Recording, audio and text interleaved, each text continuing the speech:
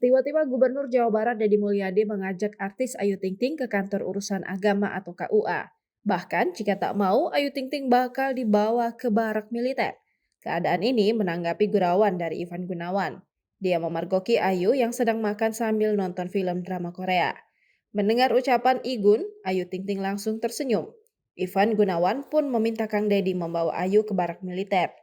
Igun rupanya kesal karena Ayu Ting Ting terlalu asyik menonton drakor hingga tak berbincang. Video Ivan Gunawan melaporkan Ayu langsung direspon Deddy Mulyadi. Momen genit yang ditampilkan Deddy Mulyadi itu diunggah dalam akun media sosial Instagram pribadinya pada Rabu 14 Mei 2025 malam. Deddy Mulyadi berani menggoda artis Ayu Ting Ting dengan dua ancaman, yakni masuk barak militer atau pergi ke KUA. Ancaman itu diberikan lantaran biduan asal Depok itu ketahuan sering nonton drama Korea saat sedang makan. Selain itu, Ayu Ting Ting terlalu fokus menonton drakor hingga mengacuhkan orang sekelilingnya.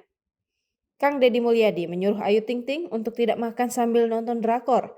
Bahkan Deddy Mulyadi pun meledek Ayu dengan bercanda. Kang Deddy Mulyadi pun memberikan dua pilihan pada Ayu Ting Ting.